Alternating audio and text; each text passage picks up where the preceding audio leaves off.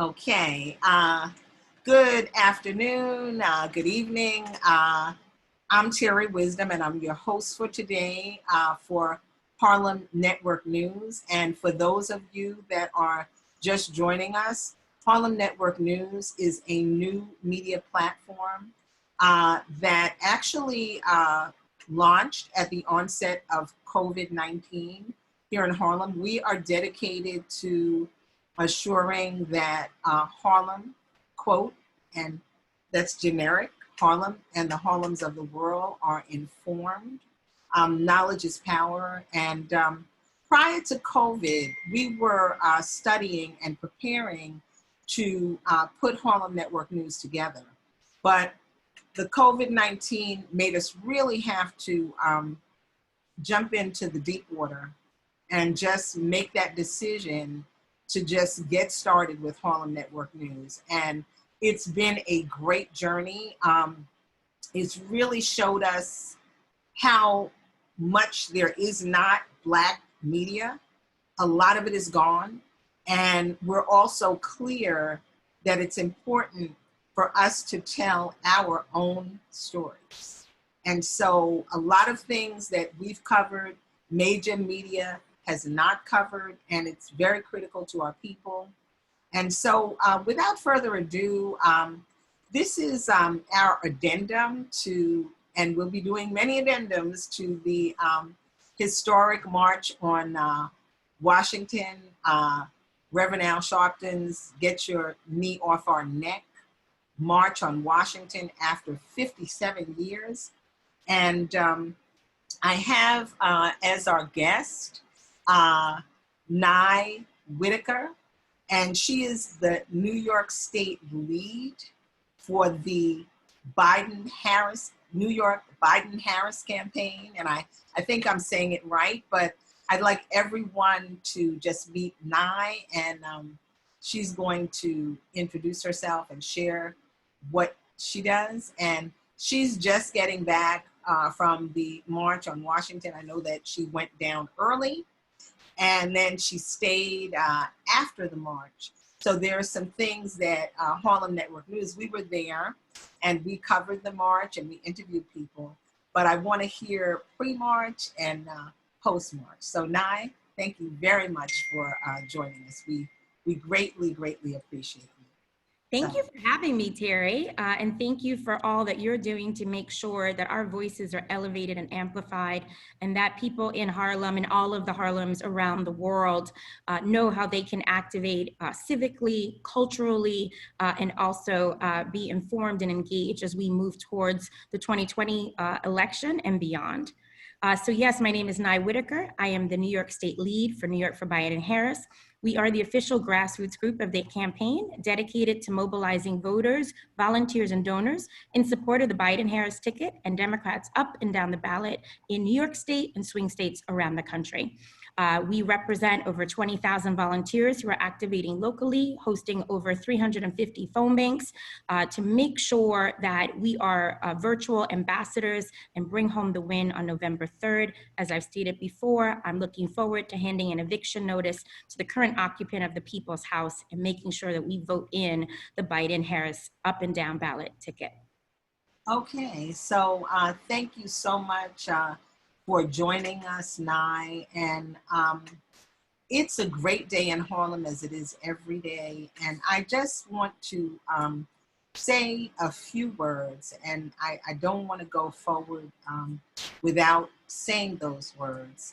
But I was just beaming from coming back from the march on Washington. I'd had very little sleep, but I was just pumped up, and coming behind that Republican last night of the convention, just to go to our march, it helped, because the Republicans came out with a blast the last night. They were low key, but they snuck it in on the last night and had fireworks, and it was almost like it was an inauguration. And it was kind of like we paid for that because it was at the White House. That was our tax dollars that paid for that. And so I was just really like like that after seeing that convention. And I was like, we really can't sleep. We really got to get up on this, you know.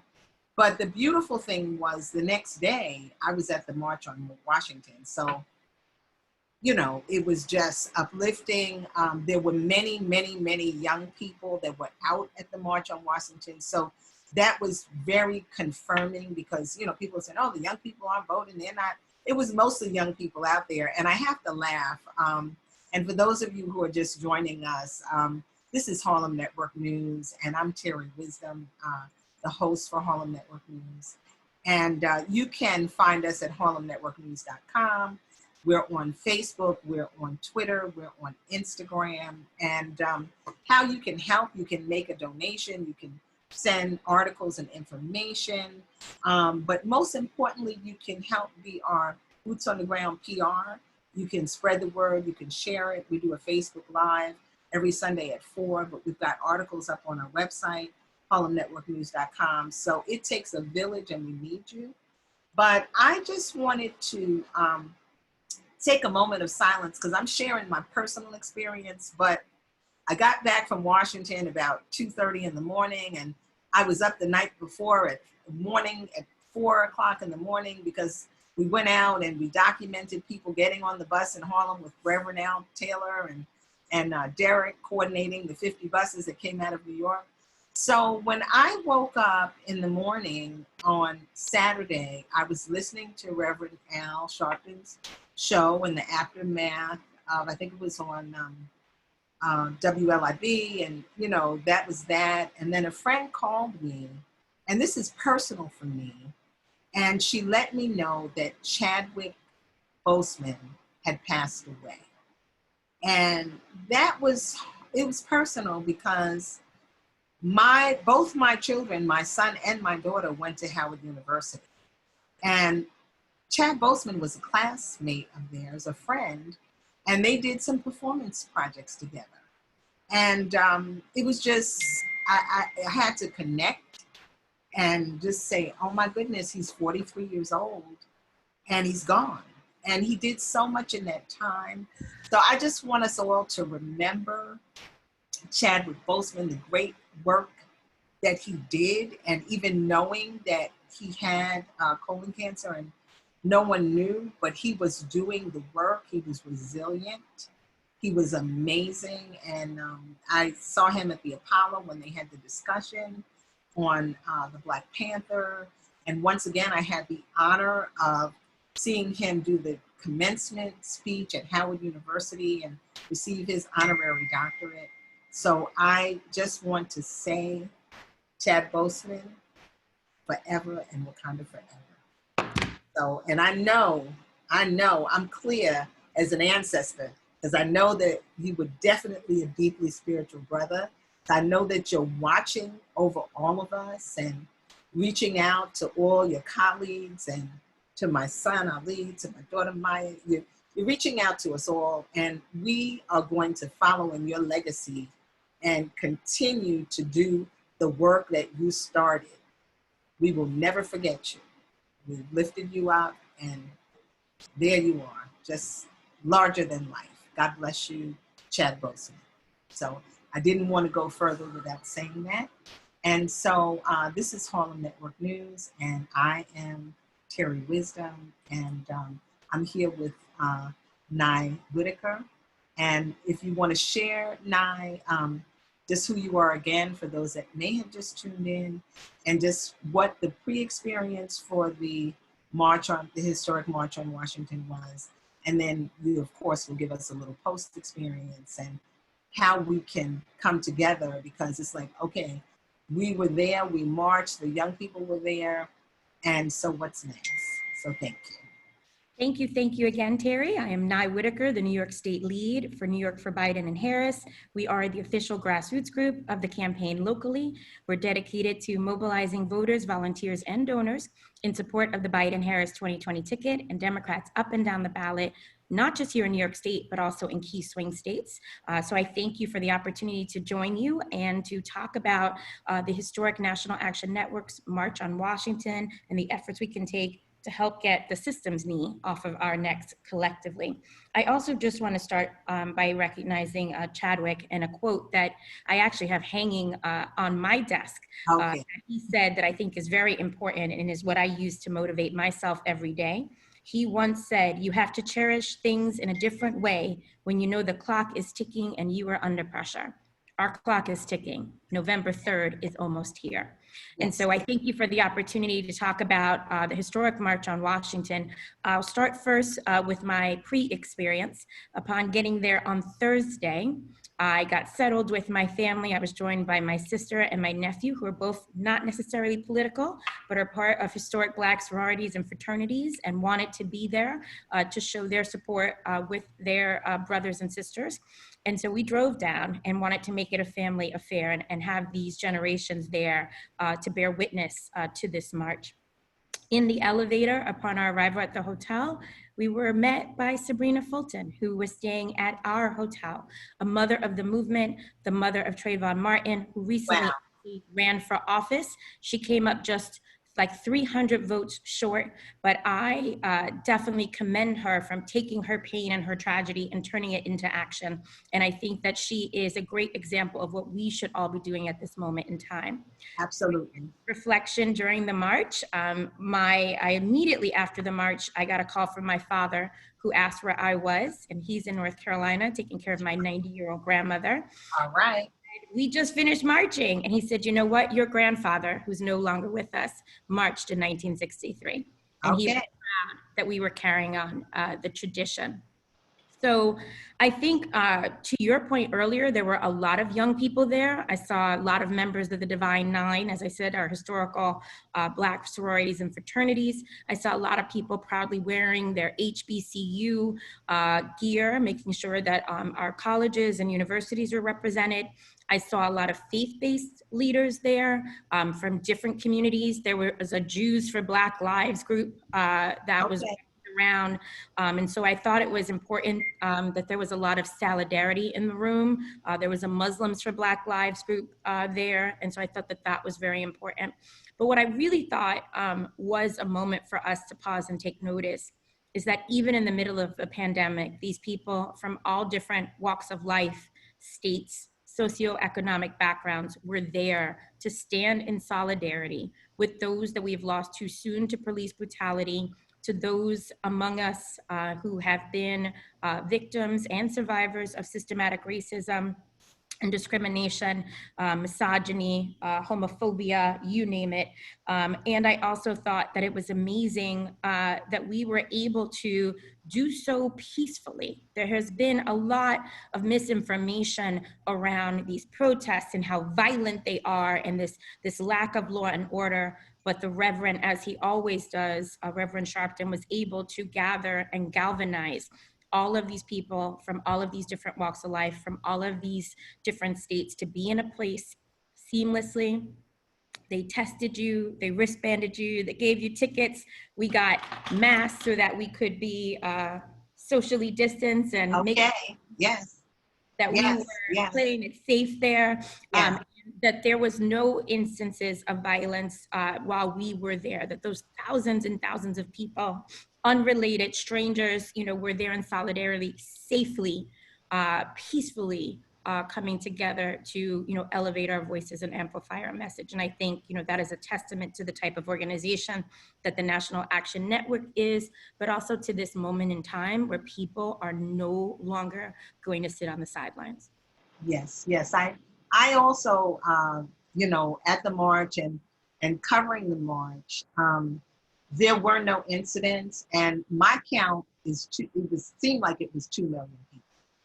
And that's my count. But I mean, I was really focused on the stage, and I was on the steps of the stage, and I was shooting, and, then I, was back into the other area. And then when I turned around, my partner said, "Look," and there were people lined all and up and down. I don't know if it's called a pond or a lake or whatever the water is that is behind the Lincoln Monument. You could see people as far as you could go. And it also capsulized like one of our spirituals, because people were literally wading in the water. there were people that were wading in the water. So I just thought that was just such a pun that here we are at the March on Washington and people are wading in the water. And trust me, it was 100 degrees out there. The sun was beaming and that was a blessing. But the most thing people were not even having an argument about was just trying to get closer and trying to get up on the steps and trying to hold their spot. But there was no argument. People were working collectively. People were helping one another. People were sharing. And that is really and truly who we are as a people. And it was a testament. And I did not go to the first March on Washington. I was, maybe 9 or I don't even know. But I know that my aunt went, my uncle went, friends of my mother went, and they came back to our house after the march. So for me, it was incredible to just be at this event, to actually be at this March on Washington. And then even further, we walked from the Lincoln Memorial over to the Martin Luther King Memorial. And that was a powerful experience. I've never been to it. I've seen it, but going there in person is a very special spiritual experience because it's almost like the way that it is set up. It's like you're walking into the Egyptian tombs or something, and then you kind of get inside and then you walk around and there is the big bust of Martin Luther King Jr. and he's overlooking the water. So that in itself is such an empowering and powerful experience. So, and there were many people there that had been to the march, back in 62. So it was just, it was empowering, uplifting. It was all those things because this work is hard. It's hard work. Harlem Network News because we're at the beginning and we're sourcing funding and content and everything. And I thank you, Nye, and all the other public officials that have shared and come on the show. I mean, this is what has made it, but we all know that it's so critical that the information get out. So in the hard work, there's the reward. And going to that because or at least I'm a feeling person. So by what's happening, I'm impacted. But I can't no matter what happens, I've got to steer the course. And I know that we are a resilient people. So Nye, do you want to share with us just what some of the activities were from when you first went down prior to the march and what all the things are that happened and how the groundwork was laid out and what your part in organizing people was, if you don't mind. Thank you. Mm-hmm. Okay, I think you need to unmute yourself. Okay. Thank you. I thought that everything was laid out really well. There was a couple of activities actually every night, a lot of different protests hosted by the Black Lives Matter movement, but other just local groups. There was a believers group that did a march, again, that was faith-based, and it was young people who were members of faith-based groups in local churches.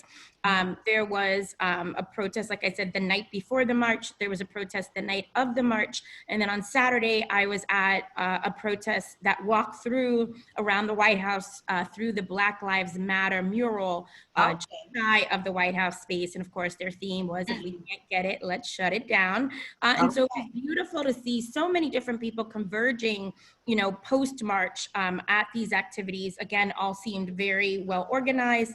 And just all of the dialogue from the pre-event people's movement conference call to the fact that the NAACP held a virtual march yes, absolutely. Event with amazing speakers and talent for those who couldn't physically be there, to the Black convention that was held online on Friday night. And also just reminding everybody that in a couple of weeks, we'll be starting the Congressional Black Caucus, which again, for the first time, will be online. And I think one of the things that's really important, to your point earlier, is Being virtual brings a whole new audience of people to participate.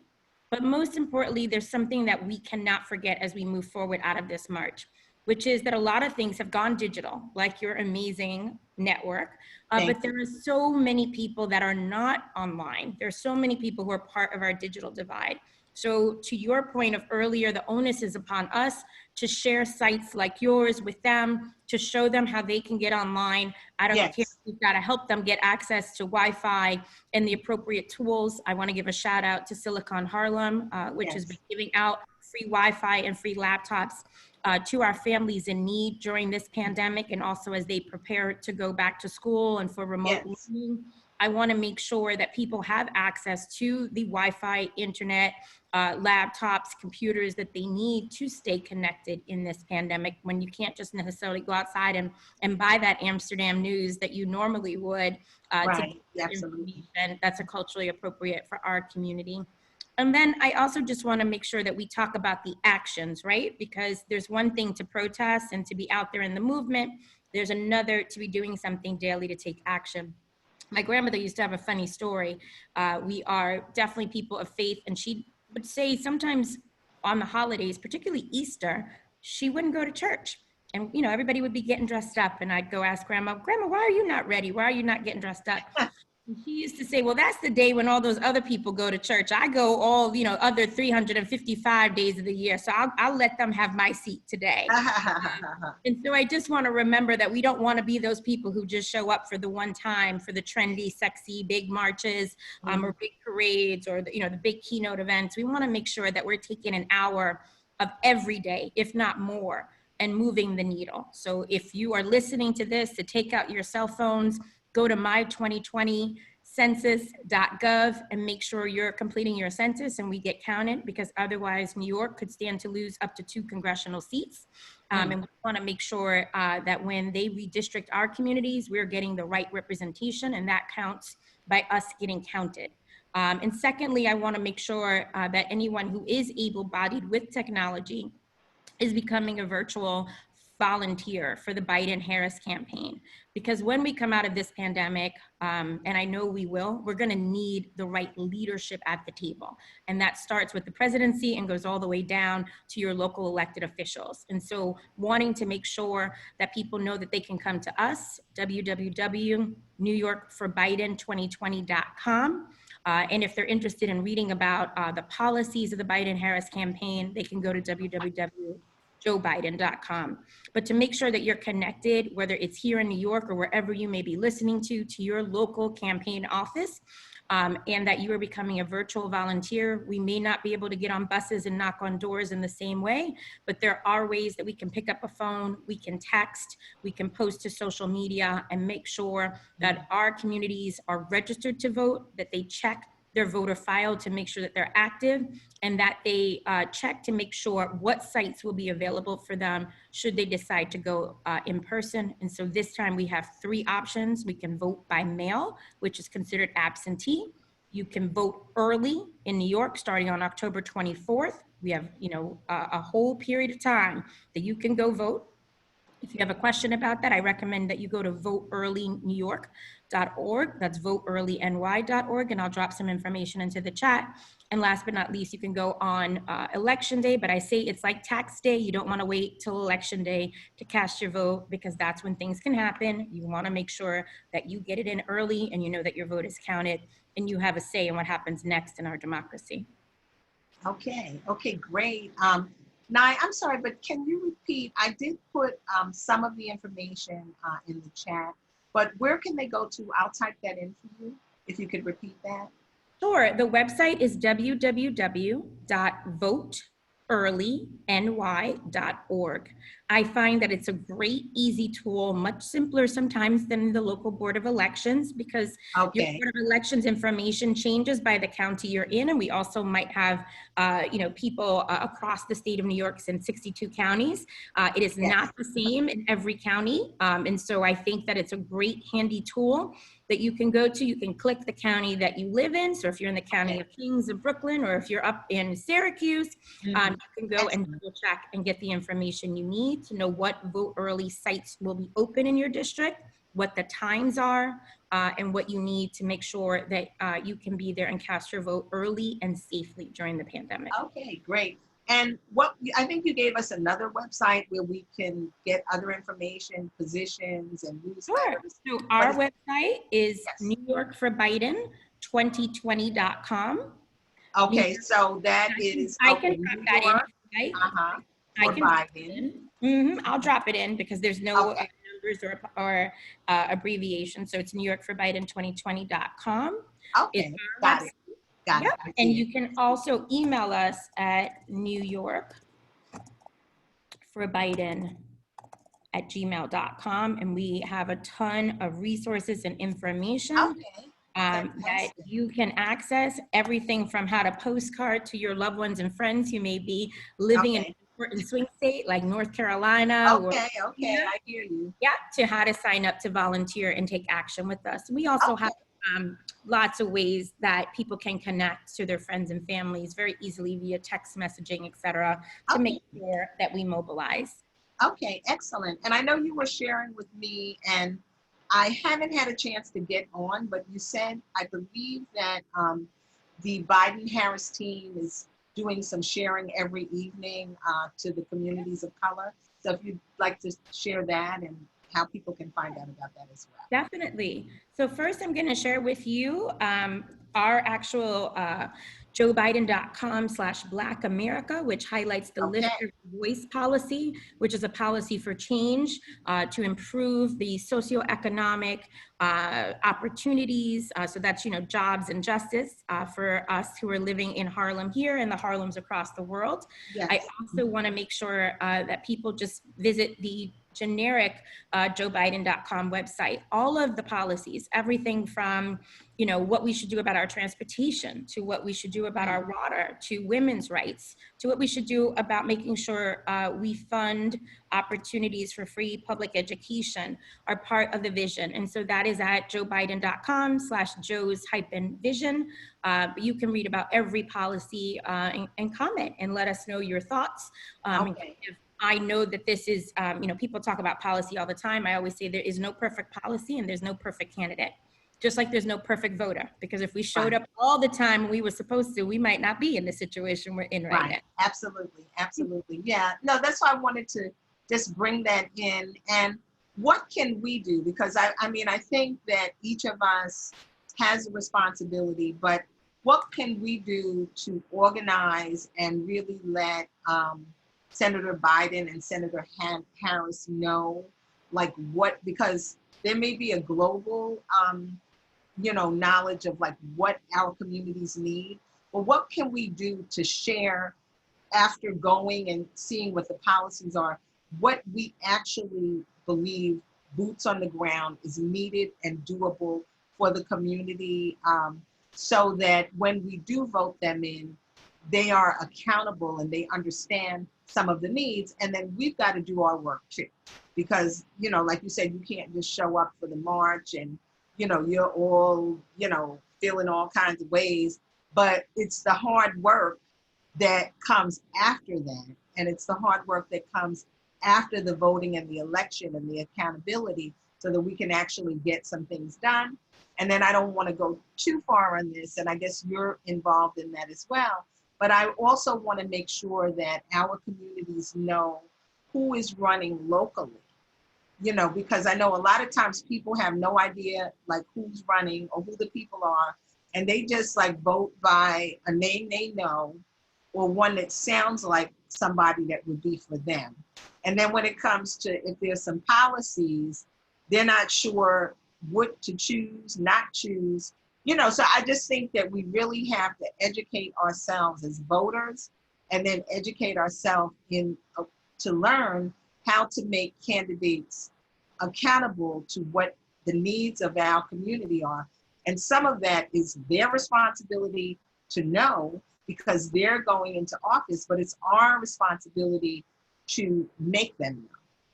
So if you'd like to comment on that. Sure.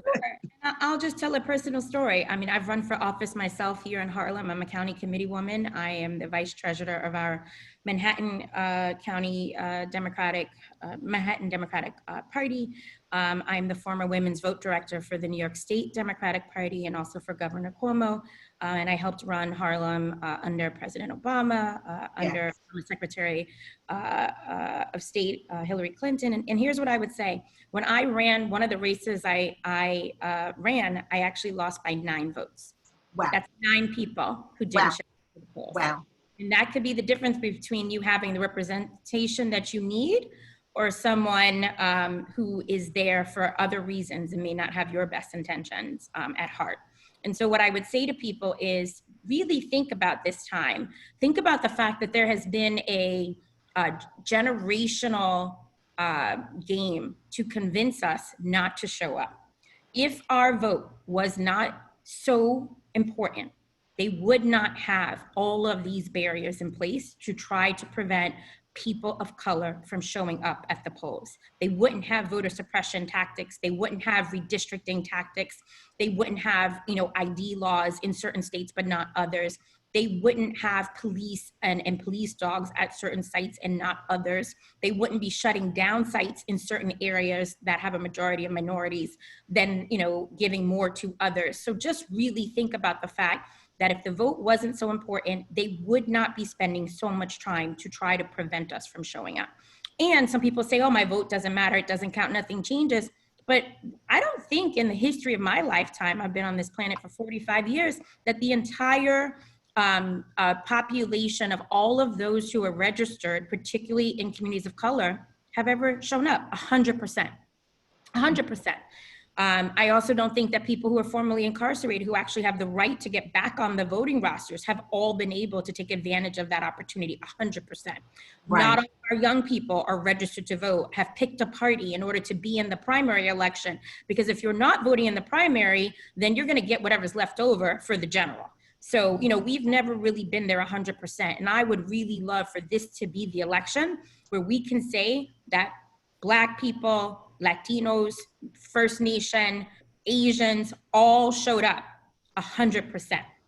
Because we knew that our lives were on the lines, and we may not be here on November 4th if we don't show up on November 3rd. Right. So 3 things that people can quickly do. Number 1, you can contact us. You can email newyorkforbiden@gmail.com. And I put that into the chat, and I will continue to share that in as many ways and places as possible to sign up to volunteer with us. We also can come to your group or organization via Zoom to host a presentation. We do a deeper dive.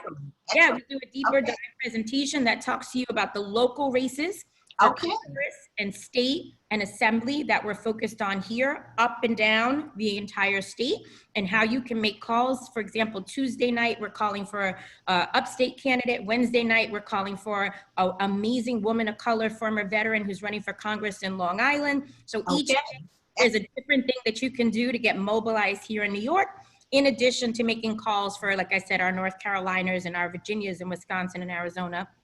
And I think it's important that we make sure we're doing both. We're holding down the fort here. So the great wins like rent regulation, that we hold on to the things we've gotten and build.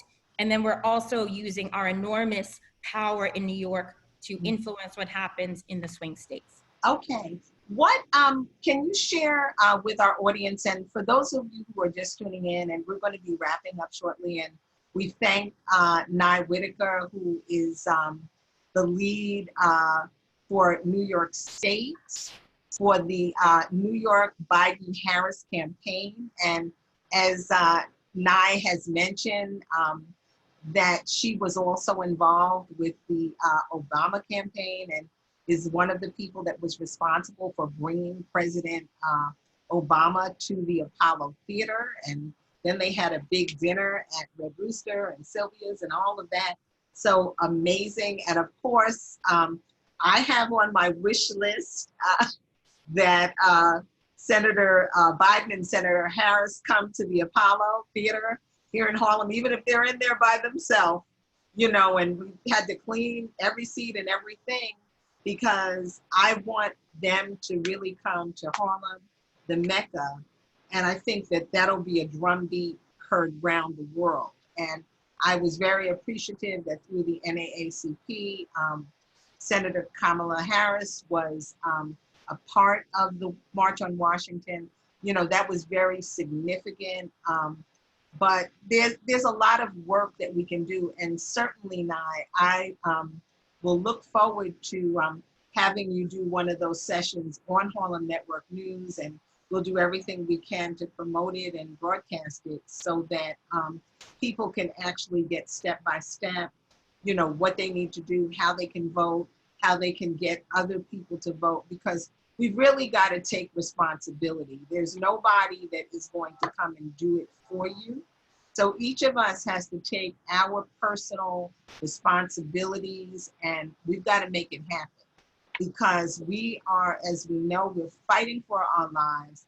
And as we can see, the Republican Party, and I don't even get really, it's not even about the parties, but we understand that these people are not sleeping and they are willing to tell any kind of lies. And I go back to the days of my media education. I went to Lincoln University when Gil Scott-Heron started his band, you know, so I've been in this a long time, you know, and at this point, the revolution is being televised and it is live on Harlem Network News. But there's a book which I was part of my media Fordham University education, and we had to read this book, which was called The Media is the Message, or Is the Message the Media? And it is by Marshall McLuhan. And this book stands even to this day, because, you know, is it the message that's going out, or does the media create the message? And as some of you may have seen last night on CNN, they had a big thing about all of the, you know, fake news and lies and fabrication.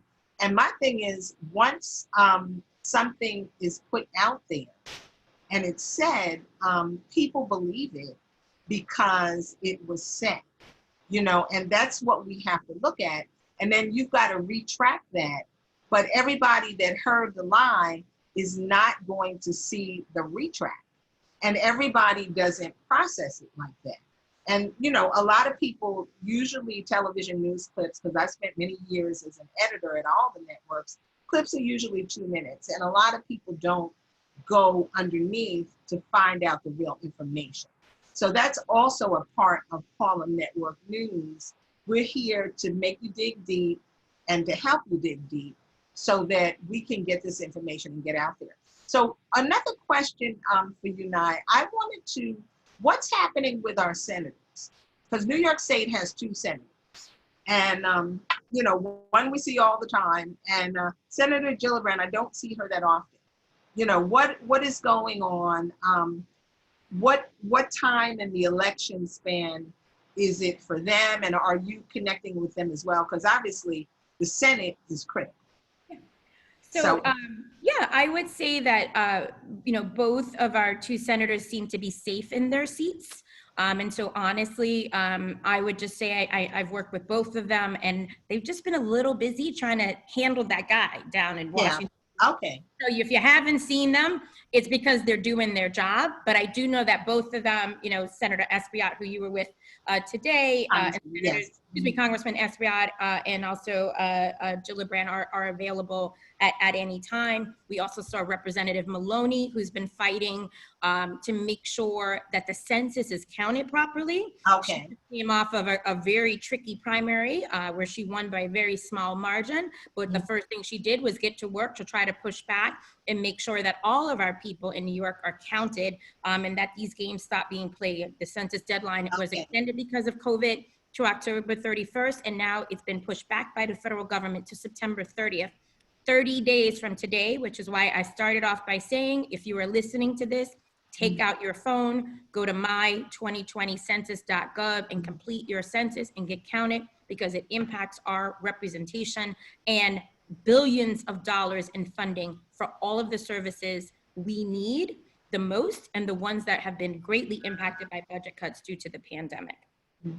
But I would say that there are, at the local state races level, under Senate Majority Leader Andrea Stewart-Cousins. There are some key state Senate races. We won an almost majority 2 years ago, thanks in large part by a huge efforts out of Harlem in partnership with people like Senator Brian Benjamin, who I know is stepping up again to help take the lead. He's actually going to be hosting a series of phone banks since we can't get on the bus. Excellent. His office will be hosting in partnership with Harlem for Biden and New York for Biden Harris. Excellent. Biden Harris and New York for Biden Harris on Wednesday nights, starting right after Labor Day, to make sure that you're phone banking for state Senate candidates in contested primary races. I am hosting on Tuesday nights what we call Mobilize New York, as I mentioned. That's calling for congressional and assembly candidates in contested races. And we have a specific women-oriented phone bank. It's called Wonder Woman Wednesdays. That's called for women, and particularly women of color candidates in contested races across New York State and in swing states. So if you're interested in learning about what you can do via texting or phone banking to hold down New York in any district at the congressional or state, Senate, assembly level, we are here to be a conduit to help you become a virtual volunteer for them. This Tuesday, I know we're calling for Mondaire Jones, who just had a great primary victory. I know that we did a Rochester Samra for Senate in Rochester, who's a beautiful woman of color running for Senate. So, you know, we've got a way for you to play a role both locally and in swing states. And if there's a particular swing state you're interested in, my family's in North Carolina, so I do my New York stuff and I help North Carolina. Great. Your family might be somewhere else. If we have a way to connect you to them, we make sure that you can have impact. Well, once again, thank you so much, Nye, for coming on. And these are indeed historic times. We are actually living in these times, and we do have the ability to make change. We are a resilient people, and now is the time. This is our time. And I'm Terry Wisdom, and this is Harlem Network News. And I've been here with Nye Whitaker, who is the New York lead for the New York Biden-Harris campaign. And, you know, she's got a lot of history and traction. She's the person that was responsible for bringing President Obama to the Apollo. So, you know, I mean, she's doing a lot, but we all have to do our part, and we can.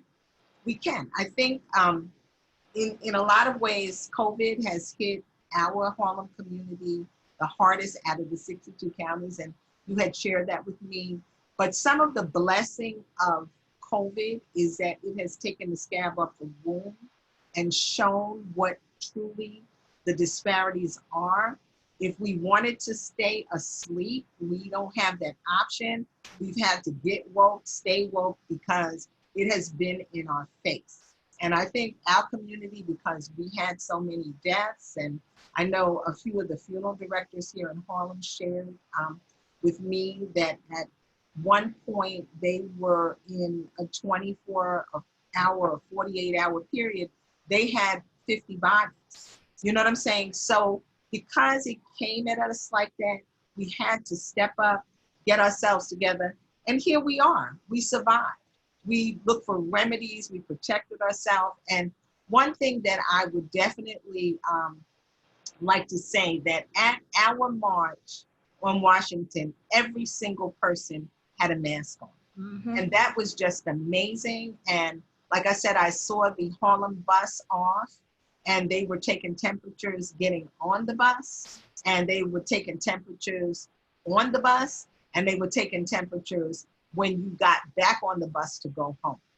So I think that that was very significant, you know, looking at that juxtaposed to the Republican convention, you know, the last night when Trump was speaking and there was no social distancing, nobody had a mask on.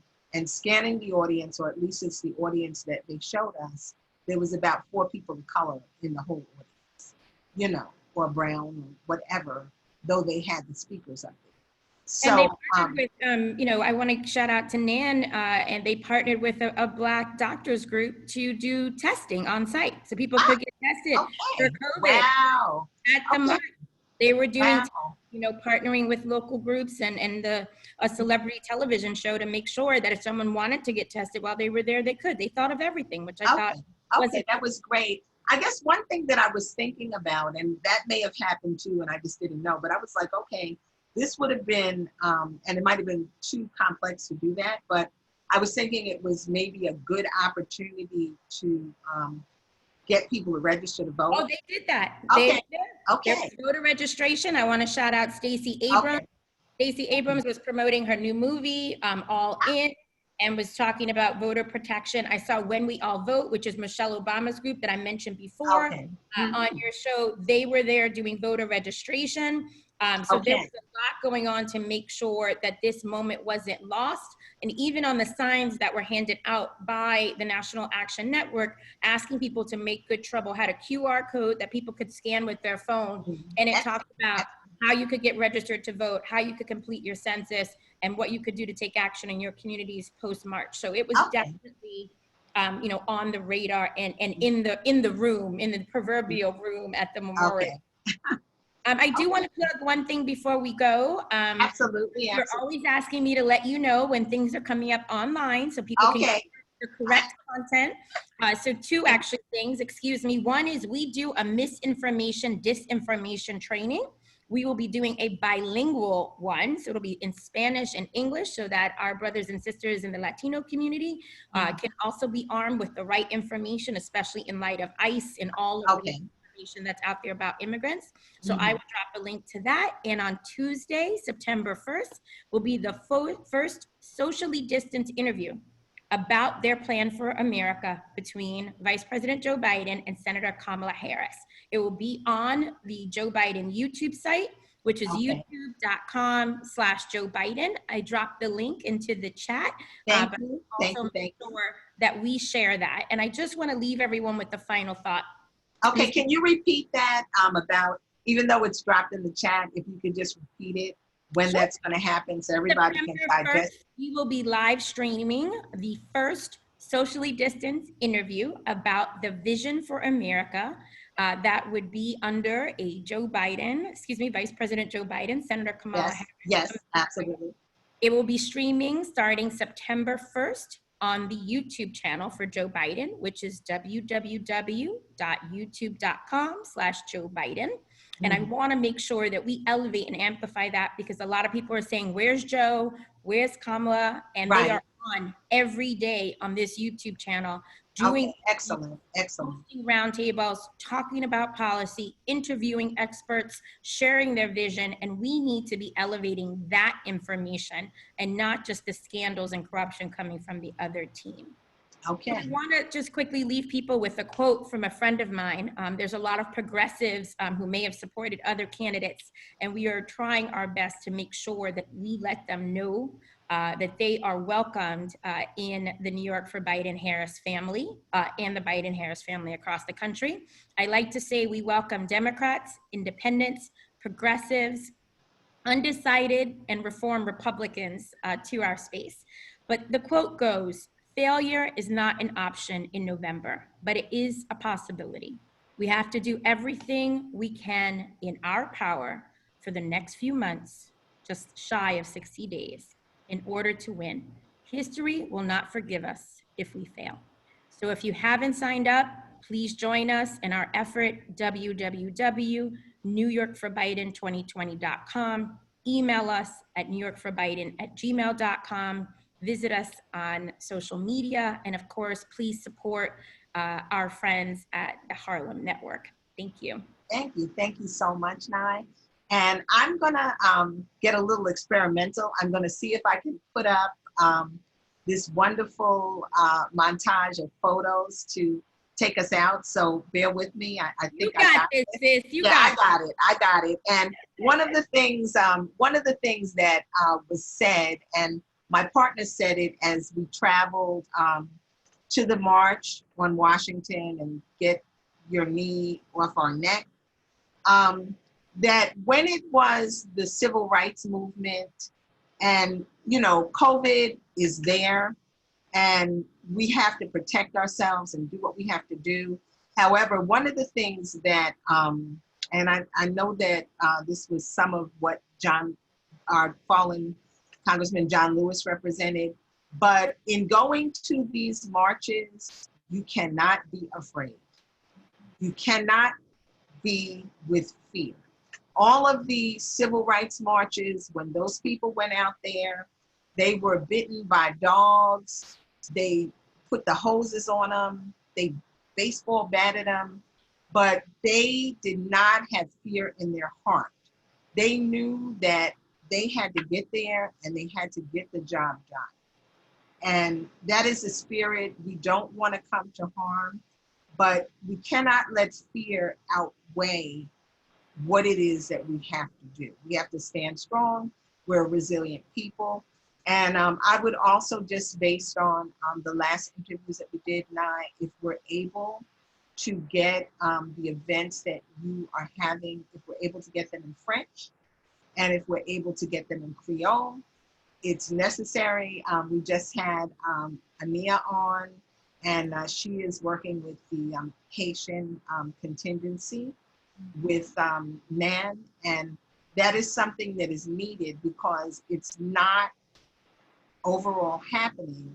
You know, we know there's Spanish is like the second language here in New York and across the country, but we've got to get those French-speaking Africans and Haitians and Francophone Africans so that they know that they matter and they can get that information. Yes, and we do stuff in, just so that you know, in Spanish and French and Creole. We also do it in Mandarin. Okay, and we have a bunch of people working on our Bangladeshi, Pakistani. Yes. We want to make sure we're mobilizing everybody. Right. Don't leave anyone out. We're building an inclusive, equitable space for people to connect and get involved, and we welcome everyone. Okay, so thank you so much for that. And okay, now we're going to see that I got this. I'm going to share this screen. Don't go, because I want you to be able to. I want to enjoy it. I put my glasses on for you. Okay, so I'm going for it. Okay, so let's see.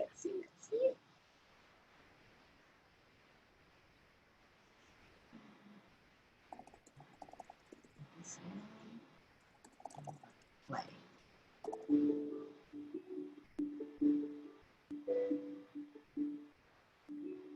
I think you might have to share your screen. Okay, I didn't do the share the screen part. Okay, let's go. Hold on. Whoop, whoop, whoop, whoop.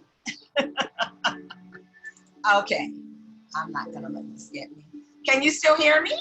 I can hear you, but I don't see the video yet. Okay, so let me, I thought I had shared the screen. Just a second. We're gonna get back to this. And some of this is, okay, so I'm going share screen. And I think desktop 1, okay, share. Okay, I did the share, but I didn't get the share. Okay, so we're getting there. I'm gonna put this up again. Okay, thank you. All right, so here we go. Are we there, Nye? I see it. Excellent. It's a beautiful montage. Thank you. No fear. It's Reverend Al, and this is the buses leaving from Harlem. Reverend Al Taylor, Derek Ferguson, Reverend Al Taylor getting his temperature taken, and the march.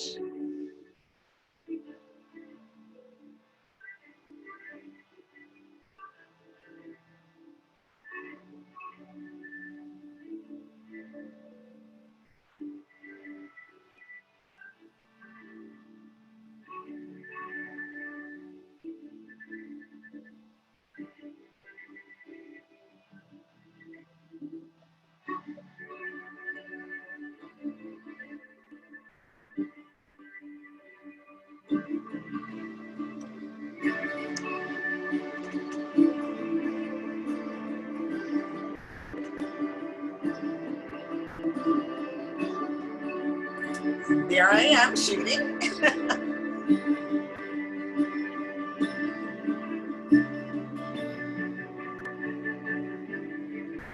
That's that sign with the QR code that from the and that it showed you what you needed to do. Oh, look. I love that they gave out those umbrellas. They came in so. Yes. Howard College of Medicine.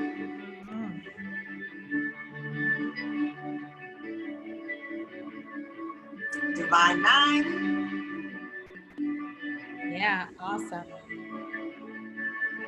Oh, the theme of the first march in 1963, I Am a Man.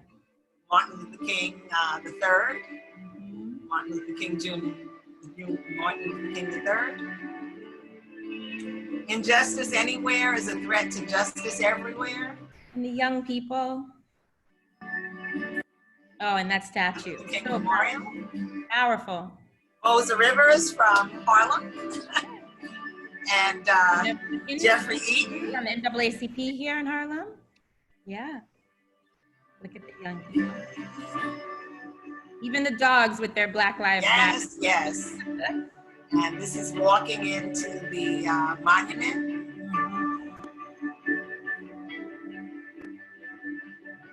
Reverend Al Sharpton. Another speaker. Some of the families. To hear from some of the families, it was so Yes. powerful.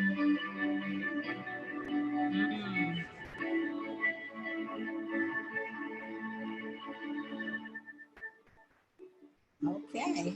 Aww. So Beautiful. thank you for your patience. And we're going to sign off with that, but I'm glad I was able to get it up there in some kind of way. So And thank please you so don't much. forget September 1st to watch the interview between Joe Biden and Kamala Harris. Okay, I'll be talking to you. It's only a few days from here, but we're definitely going to promote it. If there are any flyers or anything, please get it to us. We call ourselves the voice and the drumbeat of Harlem and the Harlems of the world. So we got this. Awesome. Thank you. Thank you. Have a great week. And Wakanda forever, Chad Boseman forever. We know you're watching over. Right now, ABC is going to get my ratings because I'm getting ready to turn Okay. the tribute right now. Okay, blessings. Thank you.